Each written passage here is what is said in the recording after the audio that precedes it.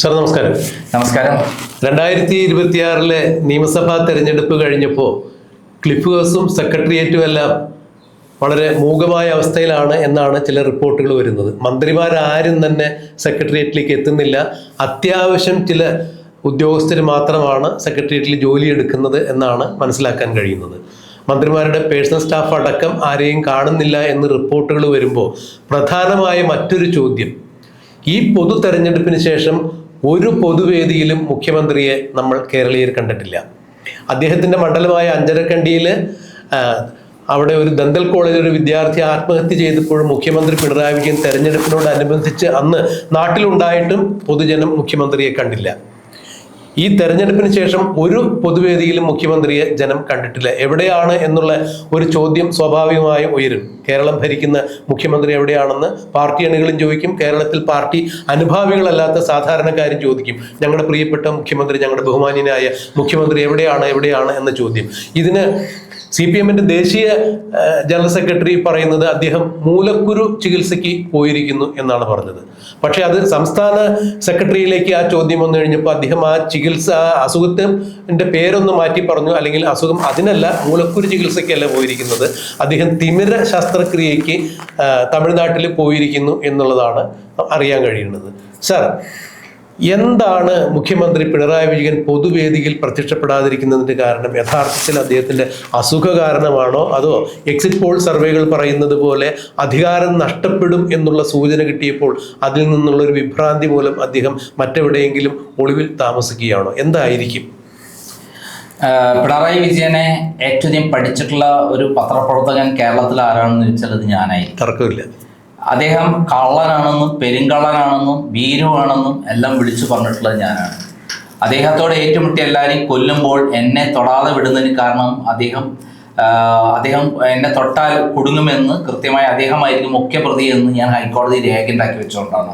അല്ല, കാലക്രമത്തിൽ TP നന്ദകുമാർ എന്ന മാധ്യമപ്രവർത്തകനോട് അദ്ദേഹത്തിനൊരു ഇഷ്ടം കൂടിയതാകാം, അങ്ങനെയും വേണമെങ്കിൽ ആവാമല്ലോ. ഇഷ്ടം കൂടിയതാണെങ്കിൽ എൻ്റെ ഓഫീസ് കത്തിക്കില്ലല്ലോ. ഭീരുവായതുകൊണ്ടല്ലേ ഓഫീസ് കത്തിച്ചത്. ധീരനാണെങ്കിൽ എന്ത് ചെയ്യണം?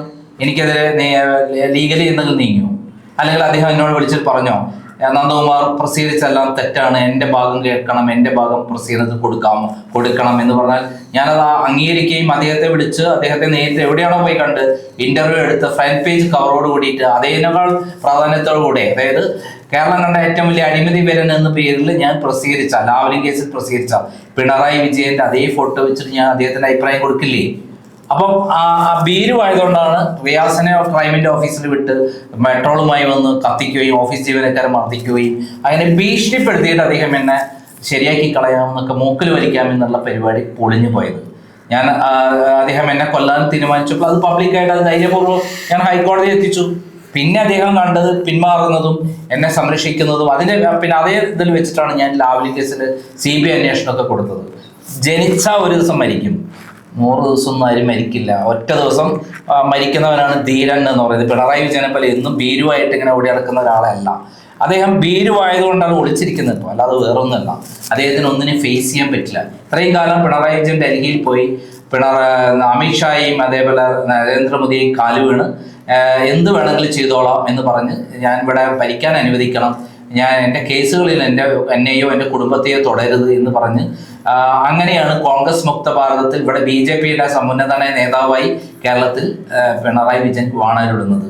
പിണറായി വിജയനുള്ളത്ര സ്വാധീനം V. മുരളീധരനോ രാജീവ് ചന്ദ്രശേഖരനോ കേന്ദ്ര ഭരണത്തിലില്ല. അതുകൊണ്ടാണ് ലാവ്ലിൻ കേസ് 8.5 വർഷം 9 വർഷമായിട്ട് തൊടാതെ കേന്ദ്ര കുറ്റാന്വേഷണ ഏജൻസിയായ CBIയുടെ prosecutor solicitor general Tushar Mehta ഓരോ തവണയും കാല് പിടിച്ച് സുപ്രീം കോടതി പറയുന്നത് ഒന്ന് മാറ്റി വെക്കണേ എന്ന് പറഞ്ഞിട്ട്.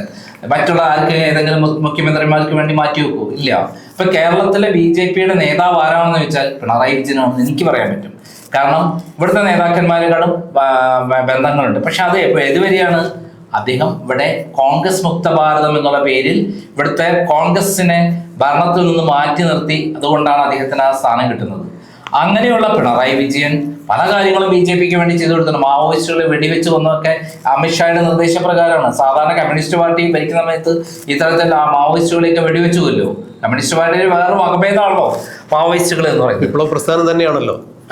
അപ്പോൾ പിണറായി വിജയൻ എന്ന് പറയുന്നത് നമ്മുടെ നരേന്ദ്രമോദിയുടെയും അതേപോലെ അമിത്ഷാടി കാല് നക്കി ചുരുപ്പ് നക്കി എന്നൊക്കെ വേണമെങ്കിൽ പറയാൻ പറ്റും. അങ്ങനെയാണ് നയതന്ത്ര ബാഗേജിൽ സ്വർണ്ണക്കടത്ത്, ഡോളർ കടത്ത്, ലൈഫ് മിഷൻ തട്ടിപ്പ്, പിന്നെ കരിമണൽ കടത്തയുടെ കേസിൽ പിണറായി വിജയനും മകളും ഒക്കെ ഉള്ള കേസ്, പിന്നെ മകന്റെ പേരിൽ കോടാനുകോടി രൂപ വിദേശത്ത് എത്തിച്ച കേസ്, അങ്ങനെ നമ്മൾ ചിന്തിക്കാൻ പറ്റാത്ത വിധത്തിലുള്ള കേസുകളാണ് അദ്ദേഹത്തിന്റെ പേരിൽ വരാൻ പോകുക. അദ്ദേഹം തൂക്കിയെടുത്ത് ജയിലടയ്ക്കാൻ ഒരു നിമിഷം മതി കേന്ദ്രങ്ങൾ. അത്രയും സോളിഡ് എവിഡൻസ് പിന്നെ ആരെടുത്തുണ്ട്? അമിത്ഷാന്റെ അടുത്ത് നരേന്ദ്രമോദി ഉണ്ട്. നരേന്ദ്രമോദി അമിത്ഷായും തന്നെയല്ലേ ഇവിടെ നിന്ന് പ്രസംഗിച്ചത്?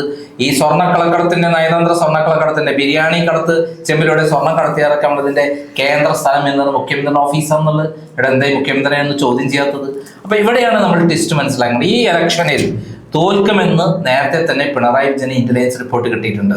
104 സീറ്റ് മുതൽ 113 സീറ്റ് വരെയാണ് UDF സീറ്റ് കിട്ടുക എന്ന് കൃത്യമായിട്ട് പിണറായി വിജയന്റെ അടുത്തുണ്ട്, കേന്ദ്ര ഇന്റലിജൻസിന്റെ എടുത്തിട്ടുണ്ട്.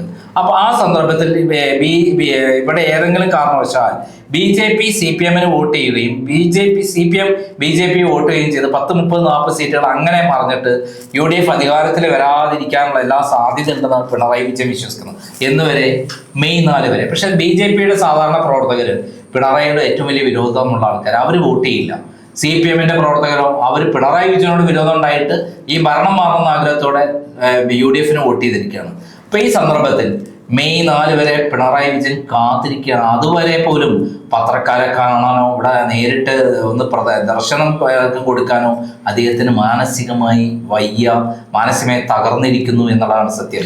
സാർ, അതിന് മറ്റൊരു കാര്യം ഒന്ന് ഇടപെടുകയിൽ സംസാരിക്കാൻ തോന്നരുത്. മുഖ്യമന്ത്രി സ്ഥാനത്ത് 10 വർഷം അധികാരത്തിന്റെ എല്ലാവിധ സുഖലോലുപതയും അനുഭവിച്ച സഖാവ് പിണറായി വിജയൻ ആഡംബര ജീവിതം നയിക്കുന്ന ആളായിരുന്നു. അദ്ദേഹം പുറത്തിറങ്ങുമ്പോൾ 48കാരന്റെ അകമ്പടി, ആളും ആരവവും അകമ്പടിയോടുകൂടി എപ്പോഴും സഞ്ചരിക്കുന്ന മുഖ്യമന്ത്രി പിണറായി വിജയനെ സംബന്ധിച്ചിടത്തോളം അധികാരമില്ലാതെ ഒരു നിമിഷം പോലും കഴിയാൻ പറ്റില്ല എന്നുള്ളൊരു ധാരണ. ഇതിന് നമ്മൾ ഉദാഹരണമായി ചൂണ്ടിക്കാണിക്കാൻ പറ്റിയത് ഇന്നിപ്പോൾ മുഖ്യമന്ത്രി പിണറായി വിജയന്റെ മന്ത്രിസഭയിലെ ഗതാഗത വകുപ്പ് മന്ത്രിയായ KB ഗണേഷ് കുമാർ, അദ്ദേഹത്തിന്റെ അച്ഛനായ മുൻ മന്ത്രിയായിരുന്ന ദിവംഗതനായ ശ്രീ ബാലകൃഷ്ണപിള്ള ഒരു ദിവസം ഉറക്കമുണർന്നിട്ട് ഡ്രൈവറോട് പറഞ്ഞു വണ്ടി സെക്രട്ടേറിയറ്റിലേക്ക് പോകട്ടെ എന്ന് പറഞ്ഞു. അപ്പോഴേക്കും മന്ത്രിസ്ഥാനമൊക്കെ നഷ്ടപ്പെട്ടിട്ടുണ്ടായിരുന്നു അദ്ദേഹത്തിന്. അതായത് ഇപ്പോഴും ഞാൻ അധികാരത്തിൽ തന്നെയാണ് എന്നൊരു ഹാങ് ഓവർ അദ്ദേഹത്തിനുണ്ടായിരുന്നു. ഇത് ഏറ്റവും കൂടുതൽ കാലം കേരളം ഭരിച്ച EK നായനാർക്ക് ഉണ്ടായിരുന്നാണ് പിന്നീട് പറഞ്ഞു കേട്ടേക്കുന്നത്. അങ്ങനെ ഒരു തരം ഹാങ് ഓവറിൽ തന്നെയാണോ മുഖ്യമന്ത്രി പിണറായി വിജയൻ? അദ്ദേഹത്തിന് അതിന് അപ്പുറത്തേക്ക് ചിന്തിക്കാൻ പറ്റില്ല. കാരണം അദ്ദേഹം സാധാരണ EK നായനാർ പോലെയോ അല്ലെങ്കിൽ VS അച്യുതാനന്ദനെ പോലെയുള്ള ഒരു മുഖ്യമന്ത്രിയായിട്ടല്ലല്ലോ നടന്നത്. 40 വണ്ടി പോലീസിന്റെ സഹായത്തോടെ, ആംബുലൻസിന്റെയും ഫയർ സർവീസിന്റെയും സഹായത്തോടെ മാത്രം ജീവിക്കുന്ന ഒരു അത്ഭുത ജീവിയായിട്ടല്ലേ കേരളത്തിൽ യാത്ര ചെയ്തിരുന്നത്. ആ മാനസികാവസ്ഥയിൽ ഇങ്ങനെ അദ്ദേഹം എന്തോ ഒരു അത്ഭുത ലോകത്തിലൂടെ സഞ്ചരിക്കുകയാണ്. ആ അത്ഭുത ലോകത്തിലൂടെ സഞ്ചരിക്കുന്ന പിണറായി വിജയന് ജനങ്ങളുമായി യാതൊരു ബന്ധവുമില്ല. ജനങ്ങളെ അദ്ദേഹം അകറ്റി നിർത്തി അദ്ദേഹം വേറൊരു ലോകത്തിലൂടെ മാത്രം സഞ്ചരിക്കുകയാണ്. അദ്ദേഹം വിദേശത്ത് പോയാൽ 7 സ്റ്റാർ ഹോട്ടലിൽ ലക്ഷങ്ങൾ ചെലവഴിച്ച് അദ്ദേഹം ഒരു ഫ്ലോറാണ് ബുക്ക് ചെയ്യുന്നത് എന്ന് എന്നോട് അവിടെയുള്ള നേരിട്ട് അറിയുന്ന ആളുകൾ എന്നോട് വിളിച്ചു പറഞ്ഞിട്ടുണ്ട്. അദ്ദേഹത്തിന് അത്രയും കോടാനുകോടി രൂപയുടെ അസറ്റ് വിദേശത്തുണ്ട്. അപ്പൊ അദ്ദേഹത്തിന് ഇത്തരത്തിലുള്ള അസറ്റുകളുള്ള ആൾക്ക് ഇവിടെ അധികാരം ഉണ്ടായേ പറ്റുള്ളൂ.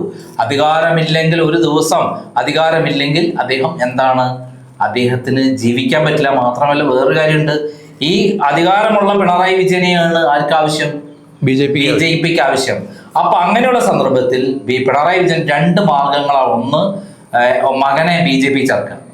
അങ്ങനെ മകനെ BJP ചേർത്തിട്ട് BJPയിൽ ചേർന്ന് കഴിഞ്ഞാൽ നമ്മുടെ AK ആന്റണിയുടെ മകൻ അതിൽ ചേർന്ന പോലെ, അതേപോലെ പത്മജ വേണുഗോപാൽ ചേർന്ന പോലെ അതിൽ ചേർന്ന് കഴിഞ്ഞാൽ പിന്നെ അത് തൊടാൻ പറ്റില്ല, അത് ഉറപ്പാണ്.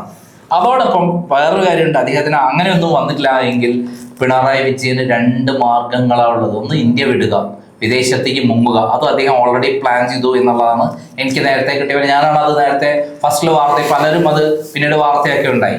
രണ്ടാമത്തെ കാര്യം എന്താണെന്ന് അറിയോ, ഇതിനൊന്നും ഫേസ് ചെയ്ത് ആത്മഹത്യ ചെയ്യുക എന്നുള്ളതാണ്. പക്ഷെ അതിനുള്ള ധൈര്യം അദ്ദേഹത്തിനുണ്ടെന്ന് എനിക്കറിയാം. സാറേ, ഇതിൽ മറ്റൊരു കാര്യം കൂടി ഒന്ന് എടുത്തു പറയട്ടെ. കാരണം ഇത്രത്തോളം അധികാര കേന്ദ്രങ്ങളിൽ ഇരിക്കുമ്പോൾ സാറ് പറഞ്ഞതുപോലെ ജനങ്ങളിൽ നിന്ന് അകന്ന് കഴിഞ്ഞ ഒരു മുഖ്യമന്ത്രി അല്ലെങ്കിൽ ഒരു പാർട്ടി നേതാവ് എന്ന രീതിയിൽ CPM-നകത്ത് തന്നെ അദ്ദേഹത്തോടുള്ള വലിയൊരു അവമതിപ്പുണ്ടായിട്ടുണ്ടല്ലോ. കാരണം സാധാരണ പ്രവർത്തകരായ കമ്മ്യൂണിസ്റ്റ് പ്രവർത്തകരെ പോലും അന്തം കമ്മികളെന്ന് വിളിക്കുന്ന തരത്തിലേക്ക് കൊണ്ടുചെന്ന് എത്തിച്ചത്, അല്ലെങ്കിൽ അധപതിപ്പിച്ചത് ഇദ്ദേഹത്തിന്റെ ചില ചെയ്തികളാണ്. അതായത് ഒരു യഥാർത്ഥ കമ്മ്യൂണിസ്റ്റുകാരൻ എന്തായിരിക്കാൻ പാടില്ല അതായിരുന്നു പിണറായി വിജയൻ എന്ന് തന്നെയാണ് ചൂണ്ടിക്കാണിക്കപ്പെടുന്നത്. അതിന് ഉദാഹരണമായി നമ്മുടെ മുമ്പിലുള്ളത് ഇപ്പോൾ ടി കെ ഗോവിന്ദനും ജി സുധാകരനും കുഞ്ഞികൃഷ്ണനൊക്കെ തന്നെയാണ്. അപ്പൊ അവരെ പോലുള്ള പാർട്ടിയുമായി 10, 60, 63 വർഷത്തേക്ക് പാരമ്പര്യമുള്ള പ്രവർത്തന പാരമ്പര്യമുള്ള ആളുകൾ പുറത്തു വരികയും ചെയ്തതോടുകൂടി സാധാരണക്കാരായ കമ്മ്യൂണിസ്റ്റുകാർക്ക് പിണറായി വിജയനോട് വലിയൊരു അവമതിപ്പുണ്ടായിട്ടുണ്ട്. കമ്മ്യൂണിസം നിലനിൽക്കണമെങ്കിൽ ഈ പിണറായി വിജയൻ പാടില്ല എന്നൊരു തരത്തിലേക്ക് അവർ എത്തിച്ചേരുകയും ചെയ്തിട്ടുണ്ട്. അതുകൊണ്ട് അവർ കൂടി നേരത്തെ സാറ് പറഞ്ഞ പോലെ പിണറായിക്കെതിരായി വോട്ട് ചെയ്തിട്ടുണ്ടെങ്കിൽ തീർച്ചയായും ഇക്കുറി ഇടതുപക്ഷം തോൽക്കുകയാണെങ്കിൽ പാർട്ടിയിലും പിണറായി വിജയന്റെ സ്ഥാനം പരിങ്ങില്ലാവില്ലേ? അല്ല, പാർട്ടിയിൽ ഈ ഇലക്ഷനിൽ തോറ്റു കഴിഞ്ഞാൽ പിന്നെ പാർട്ടി ഇല്ല. ആ പാർട്ടിയിൽ സ്ഥാനം പോയിട്ട് അവിടെയുള്ള അണികളെ ഒന്നിച്ച് പിണറായി വിജയന്റെ കള്ളനാണെന്നുള്ള കൃത്യമായുള്ള വിവരങ്ങൾ പുറത്തു വരികയും പിണറായി വിജയനെ അറസ്റ്റ് ചെയ്യുകയും അദ്ദേഹത്തിനെതിരെ കേന്ദ്ര ഗവൺമെന്റ് കേസുകളൊക്കെ തുടർച്ചയായിട്ട് എടുക്കുകയും പിന്നെ പിണറായി വിജയൻ ആവശ്യമില്ലല്ലോ കേന്ദ്ര ഗവൺമെന്റ്, അവർക്ക് എന്തൊരു പാഴ്ചണ്ടി പോലൊരു സാധനം മാത്രമാണ് പിണറായി വിജയൻ. അതോടുകൂടി സാധാരണ CPM പ്രവർത്തകർ അതിനെതിരായി തീരും. പയ്യന്നൂരിലെ അവിടെ മധുസൂദനൻ എന്ന് പറയുന്ന MLA കാട്ടിക്കൂട്ടിയ ധനരാജ് ഫണ്ട് തട്ടിപ്പടത്തിയപ്പോ എത്ര ആയിരക്കണക്കിന് ആളുകളാണ് അതിന് സപ്പോർട്ട് ചെയ്ത് വന്നത്. ഞാൻ മനസ്സിലാക്കിയെടുത്താൽ അവിടെ ഒരു 20,000, 25,000 പേര് CPM മാറി ഇദ്ദേഹത്തിന് വോട്ട് ചെയ്യും എന്നുള്ളതാണ് ഞാൻ മനസ്സിലാക്കിയിട്ടുള്ളത്. ആ ഒരു ഫാക്ടർ കേരളം മൊത്തത്തിൽ അങ്ങനെ വരുമ്പോൾ ആ 20,000 വോട്ട് ചെയ്താൽ അവിടെ UDF വിജയിക്കുകയാണ്. അപ്പൊ അങ്ങനെ പല അട്ടിമറികളും കണ്ണൂരിൽ കാസർഗോഡുകളിൽ നടക്കാൻ പോകണു എന്ന് വരുമ്പോൾ കേരളം മുഴുവൻ അതുപോലെ ബാക്കി ഞാൻ വിശ്വസിക്കുന്നത് ചിലപ്പോൾ 140 മണ്ഡലങ്ങളിലും ചിലപ്പോൾ അട്ടിമറികൾ നടക്കാം എന്നുള്ളതാണ്. അപ്പൊ ഈ സമയത്ത് പിണറായി വിജയൻ ആർക്ക് വേണം? പക്ഷെ പിണറായി വിജയന്റെ അടുത്ത് കാശുണ്ട്, കോടാനുകോടി രൂപയുണ്ട്, മക്കളെ കാവൽ ഭൂതങ്ങളായി അവിടെ വെച്ചിട്ടുണ്ട്. അപ്പം പിണറായി വിജയന് വേറൊന്നും സംഭവിക്കുന്നില്ല. പക്ഷെ കേസുകൾ അത് നിർണായകമായി തരും. പിണറായി വിജയനെ പിന്നെ കേന്ദ്ര ഗവൺമെന്റ് ഒന്നും ആവശ്യമില്ല. അദ്ദേഹത്തെ തൂക്കിയെടുത്തിട്ട് ജയിലടയ്ക്കും, മകളെ തൂക്കും, അതേപോലെ നമ്മുടെ മകനെയും ഭാര്യയും തൂക്കും. ഇവരെല്ലാവരും ഒന്നിനോടൊന്നിച്ച് ബന്ധപ്പെട്ട് പ്രവർത്തിച്ചുള്ള ആൾക്കാരാണ്.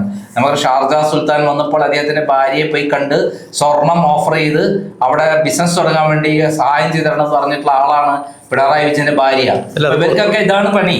അത് പുറത്തുവിട്ടത് സ്വപ്ന സുരേഷ് തന്നെയാണ്. സ്വപ്ന സുരേഷ് വളരെ വിശദമായി കൊടുത്ത 164 സ്റ്റേറ്റ്മെന്റ് പ്രകാരം എന്നോ പിണറായി വിജയൻ അകത്താണ്. വേറെ ആരെങ്കിലും നേതാവാണെങ്കിൽ എന്നോ അകത്താണ്. ലാവലിംഗ് കേസ് എന്തുകൊണ്ടാണ് തൊടാത്തത്? അത് കേന്ദ്ര ഗവൺമെന്റ് വന്ന ശേഷമാണ് പിണറായി വിജയനെ പബ്ലിക് പ്രോസിക്യൂട്ടർമാരെ മാറ്റി ഇത്തരത്തിൽ കേസ് അട്ടിമറിച്ചത്. ഇത് തെരഞ്ഞെടുപ്പിൽ അധികാരം നഷ്ടമായി കഴിഞ്ഞാൽ പിണറായി വിജയന് സർവസ്വവും നഷ്ടമാകുന്ന രീതിയിലേക്ക് കാര്യങ്ങൾ മാറും എന്ന് തന്നെയാണ് ഇതിലൂടെ എല്ലാം മനസ്സിലാക്കാൻ കഴിയും. എന്റെ മുന്നിൽ 3 ചോദ്യം. അദ്ദേഹം മാനസിക വിഭ്രാന്തി ബാധിച്ച് എന്ത് ചെയ്യും എന്നുള്ളതാണ് ചോദ്യം. 1, അദ്ദേഹം വിദേശത്തേക്ക് കടക്കാൻ ശ്രമിക്കും. 2, അസുഖം എന്ന് പറഞ്ഞാൽ 2 ആൾ ആത്മഹത്യ ചെയ്തെന്ന് വരും. അതിന് ധൈര്യം ഉണ്ടെങ്കിൽ അറിയില്ല. 2 ചോദ്യങ്ങളാണ് എന്റെ മുന്നിലുള്ള. എന്തായാലും മുഖ്യമന്ത്രി ആത്മഹത്യ ചെയ്യാതെ അസുഖങ്ങൾ എല്ലാ കാലത്തും നിൽക്കണമെന്ന് ആഗ്രഹിക്കുന്ന ഒരാളാണ് ഞാൻ. കാരണം എന്താ അറിയോ, ഫൈറ്റ് ചെയ്യാൻ ഒരാൾ വേണ്ട. അസുഖങ്ങൾക്ക് മാറി നല്ല രീതിയിൽ അദ്ദേഹം ജീവിക്കട്ടെ എന്ന് നമുക്ക് ആശംസിക്കുക. എന്തായാലും 4-ാം തീയതി കഴിഞ്ഞറിയാം. അല്ല, അദ്ദേഹം നിന്നാലേ അദ്ദേഹം മുഖ്യമന്ത്രിയെ വരണമെന്ന് ആഗ്രഹിക്കുന്ന ഒരാളാണ് ഞാൻ. കാരണം എന്നാലേ ഫൈറ്റ് ചെയ്യാനൊക്കെ ഒരു സ്പിരിറ്റ് ഉണ്ടാവുള്ളൂ. കള്ളന്മാർ ഇത്രയും പെരുങ്കള്ളനായ ഒരാളെ കുറിച്ച് കൃത്യമായി തെളിവുകളോടെ വാർത്തകൾ കിട്ടുക എന്ന് പറഞ്ഞാൽ അങ്ങനെ ഒരാൾ പോയി കഴിഞ്ഞാൽ പിന്നെ വാർത്ത നിന്നില്ലേ, അത് വലിയ നഷ്ടമായി തീരും. എന്തായാലും അദ്ദേഹം ജീവിച്ചിരിക്കട്ടെ.